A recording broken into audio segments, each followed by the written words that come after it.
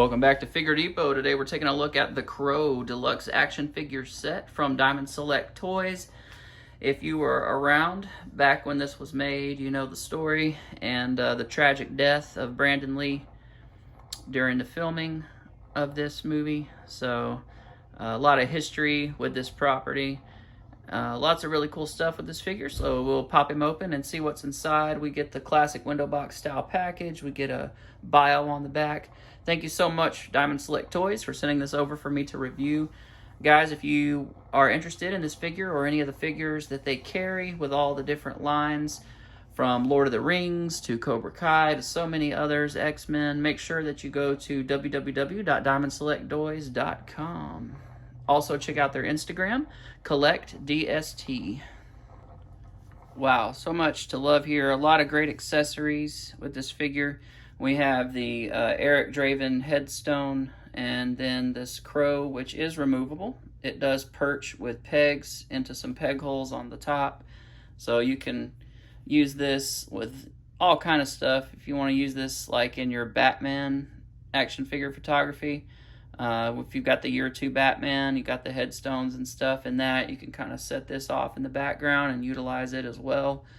A lot of really neat sculpt work, texture, lots of good stuff here in terms of paintwork and other detail. You can see Eric Draven, and then you can see just whisper my name in your heart and I will be there. Of course, you know that from the film. And an older property, but still very popular, still has a large fan base and kind of a cult following. So that's cool. We get this other crow here, which has a really nice sculpt, really great detail there. It is, of course, just solid black, but the sculpt work is really, really nice, as you can see. The feathers look great. Reminds me of kind of the Spirit G.I. Joe accessory, Freedom, from back in the day, G.I. Joe line.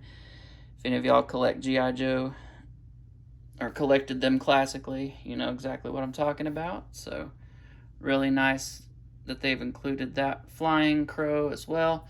And then, of course, we've got the hand with the bullet hole. So you can see the light shining through there. He also comes with this awesome guitar. Detail on it is very nice. It's got the pick guard, which is a matte finish, and then the body of the guitar is a gloss, so that's nice. Fretboard and strings look really nice. You got the tuners up at the top. Got a little pickup down there at the bottom for an electric guitar amp. Strap on it's real nice. This does have kind of a very faint grayish blue wash over it, kind of like the Cobra Kai figures do and the black geese, just to kind of bring out some of the detail in the leather work, and that looks really nice. It's not quite coming off as rich on camera as it does in person. We do have his little wedding band there around his necklace. If you know the story, of course, he and his wife were murdered, and he comes back to haunt the ones who murdered them and everything. So, spoiler alert. This is a very old film. If you haven't seen it by now, you're probably not going to.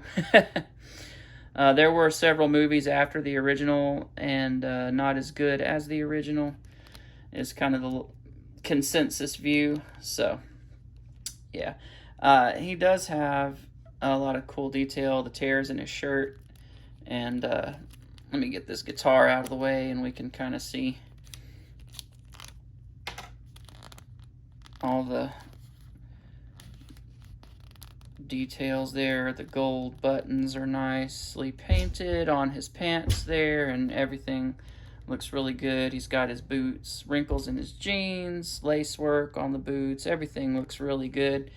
So really nice attention to detail on this figure. The articulation is pretty basic. It is definitely reveals its age, that it's a slightly older figure, almost in in design and concept. I'm wondering if this is a re-release from years ago, because of how the articulation is designed, or if this is an all-new figure. I'm really not sure. I probably should have asked before I did this review, but at any rate, you do have these ball hinges that also swivel. So similar to like how Black Series sets up their articulation, single jointed, but lots of range, of course, out of that. You get a T-pose, and it will go all the way out. I just haven't heated it up, so I didn't want to force it. We do get kind of Mattel style T-joints there, and you'll see that on like some of the Daredevil figures and stuff from Diamond Select from a few years ago. So that's what makes me think this is slightly older. You do get a thigh cut. We get single jointed knees just like the elbows that will swivel and hinge because they're how they're pegged into there. The boots do not have a cut at the ankle, but you do get some good range. Ankles will point down and up, and you get a really nice ankle pivot. So lots and lots of range in the articulation. You do get a little ball joint up there at the top, so just kind of swivel around however you want to move him. There's not a waist swivel, but you really don't need it. That would be redundant. So the forward kick is actually pretty good. It's better than the karate figures from the Cobra Kai line, so sadly enough.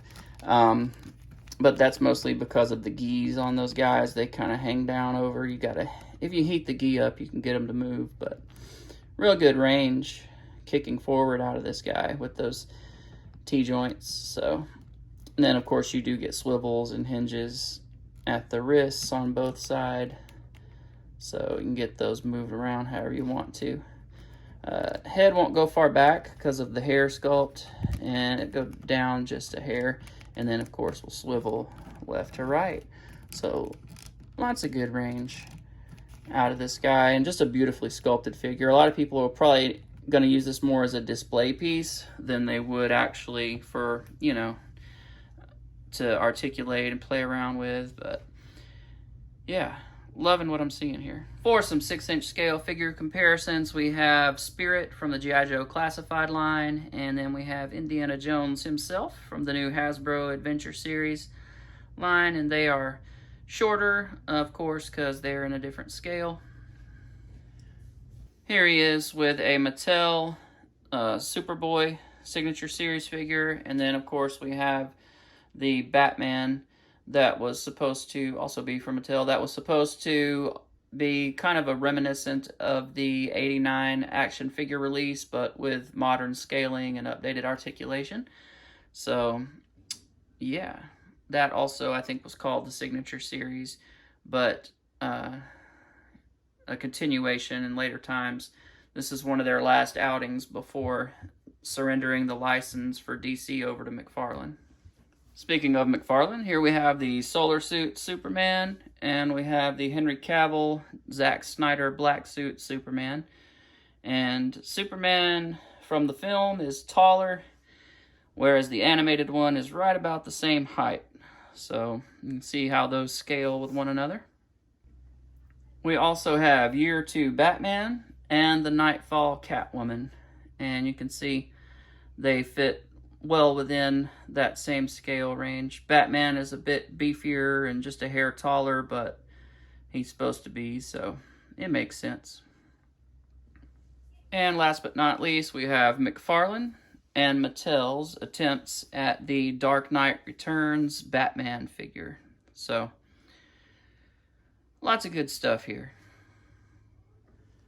Final thoughts, awesome figure, very well sculpted, very nicely painted. The articulation, though rudimentary, has got a great amount of range.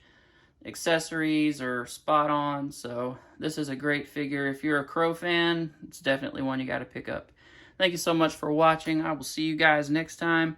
Be sure and check out my Instagram, Figure Depot, and I'll see you later.